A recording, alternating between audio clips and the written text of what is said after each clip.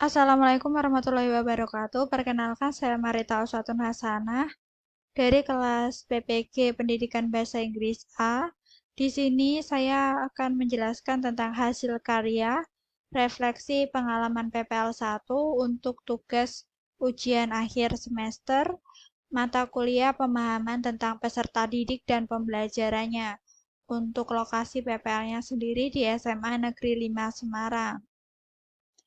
Nah, di sini nanti saya akan membahas tentang yang pertama, desain hasil asesmen yang didesain, kemudian hasil asesmen, ada juga RPP atau modul ajar yang dibuat, kemudian ada juga output yang terjadi di lapangan, kemudian ada hal yang dipelajari dari rangkaian proses ini, dan yang terakhir adalah tips yang dapat diberikan kepada masyarakat luas jika berhadapan dengan peserta didik yang memiliki karakteristik tersebut atau yang pernah Anda pelajari. Baik, langsung saja di sini adalah desain hasil asesmen yang didesain.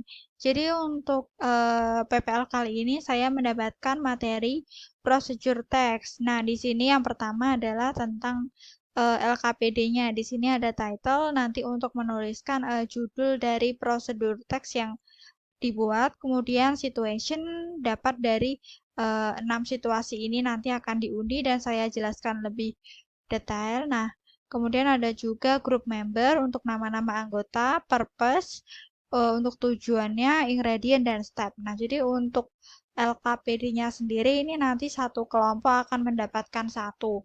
Nah, untuk situasinya, di sini ada 6 situasi. Yang pertama adalah tentang camping, kemudian tentang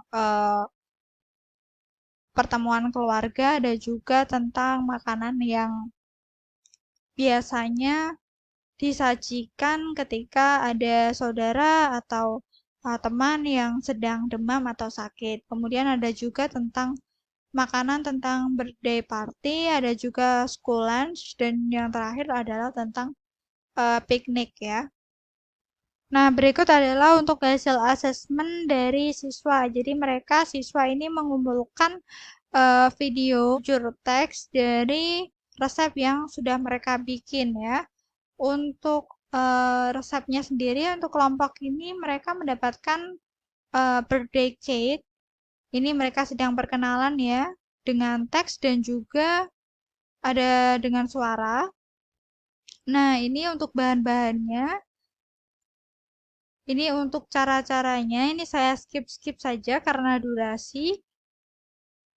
Nah, ini mereka sedang menghias dan ini adalah ending dari hasil kerja mereka. Nah, ini cake-nya. Mereka juga dalam video menghadirkan suasana birthday party. Ke kelompok selanjutnya, di sini ada kelompok kedua. Seperti biasa, tadi sudah ada perkenalan ya. Ini untuk alat-alatnya ada spatula, pen, kemudian ada pisau juga. Ini mereka sudah mulai mengolah. Nah, untuk resepnya sendiri ini mereka membuat krim sup ya. Nah, ini sudah jadi. Kita ke kelompok yang ketiga. Jadi ini bukan urut ya, melainkan saya ambil beberapa video dari salah satu kelas ya. Ini editingnya bagus sekali ya, bisa dilihat warna-warni. Nah, ini mereka juga memberikan cuplikan ketika mereka berbelanja ya. Ini sangat kreatif ya. Nah, ini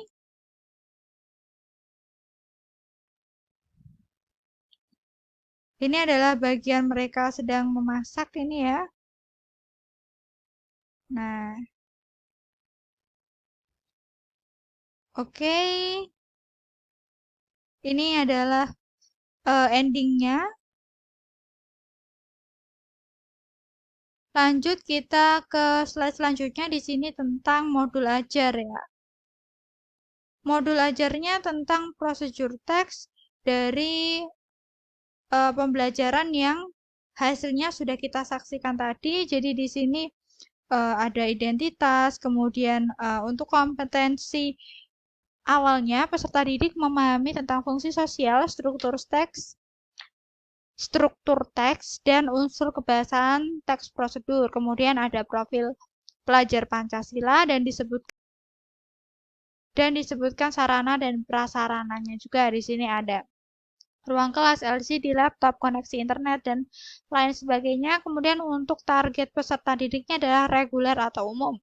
Model pembelajaran yang digunakan adalah tatap muka, scientific approach, dan juga project-based learning. Kemudian ini saya bacakan singkat-singkat saja. Di sini ada juga untuk capaian pembelajarannya, kemudian tujuan pembelajarannya, ada juga untuk kegiatan pembelajaran, ada pendahuluan, kemudian dijelaskan juga untuk deskripsinya apa saja. Jadi di sini nanti guru itu memberikan contoh terlebih dahulu dari link video YouTube di sini. Jadi siswa itu diberikan contoh bagaimana prosedur teks yang baik dalam bentuk video. Kemudian setelah itu mereka nanti akan dibagikan beberapa situasi dan mereka membuat resepnya terlebih dahulu. Setelah resepnya sudah jadi, barulah mereka ubah itu ke dalam bentuk video. Nah, selanjutnya di sini nanti videonya akan dikumpulkan di Google Drive. Nah, setelah itu kita akan melakukan kegiatan penutupnya, ada dari guru dan juga siswa menyimpulkan materi pembelajaran serta melakukan refleksi secara bersama. Nah, ini untuk modul ajar yang selanjutnya ada juga asesmen, rubrik, dan lain-lain. Kemudian untuk output yang terjadi di lapangan, untuk skill di sini ada beberapa skill seperti writing, editing, dan speaking. Untuk writing sendiri adalah skill di mana mereka menuliskan untuk membuat resep di LKPD. Kemudian untuk editing adalah ketika mereka mengedit sebuah video untuk dikumpulkan. Ya, jadi tadi bisa dilihat untuk editingnya mereka sudah mahir ya. Mereka mungkin menggunakan perpaduan dari beberapa aplikasi, bisa seperti Canva, CapCut, atau aplikasi lain yang mereka bisa cari itu di internet. Kemudian untuk speaking, di sini mereka menggunakan bahasa Inggris full ya untuk prosedur teksnya ya.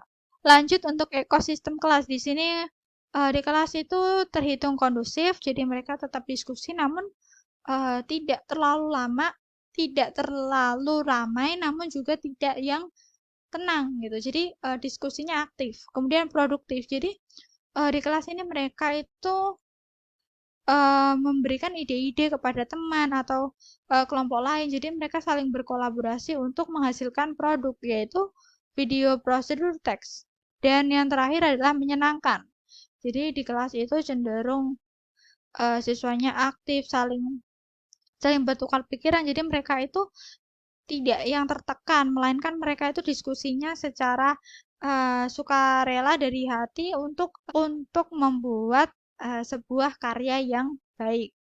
Di sini ada student center di mana kolaboratif, merdeka, dan aktif. Nah, kolaboratif di sini mereka dengan kelompoknya ya, tentunya dengan kelompoknya mereka itu bekerja sama untuk menghasilkan produk, dan merdeka. Mereka tanpa ada paksaan dalam diskusi. Jadi, mereka bebas untuk menuangkan ide-ide yang ada dan aktif. Jadi, maksud aktif di sini dalam diskusi itu semuanya ikut memberikan pendapat. Jadi, saling bertukar pikiran, memberikan pendapat, kritik, saran. Jadi, tidak hanya beberapa orang atau mungkin yang ditunjuk saja yang berdiskusi, melainkan semuanya ya. Hal yang dipelajari dari rangkaian proses ini. Dari proses pembelajaran yang saya rancang, saya belajar bahwa pembelajarannya student center ini memberikan dampak yang baik terhadap kreativitas siswa di kelas. Jadi mereka jadi lebih mudah dan leluasa mengembangkan ide yang mereka miliki. Nah, kemudian untuk tips yang dapat diberikan kepada masyarakat luas, jika berhadapan dengan peserta didik yang memiliki karakteristik tersebut atau yang pernah Anda pelajari. Yang pertama, memberikan pembelajaran yang interaktif agar siswa tidak mudah bosan. Kemudian, memberikan pembelajaran dengan ruang kolaborasi agar peserta didik dapat mengembangkan ide yang ada. Dan yang ketiga adalah memberikan pembelajaran yang dipadukan dengan teknologi karena hal ini dapat memacu semangat belajar siswa. Sekian penjelasan dari saya. Terima kasih atas perhatiannya. Wassalamualaikum warahmatullahi wabarakatuh.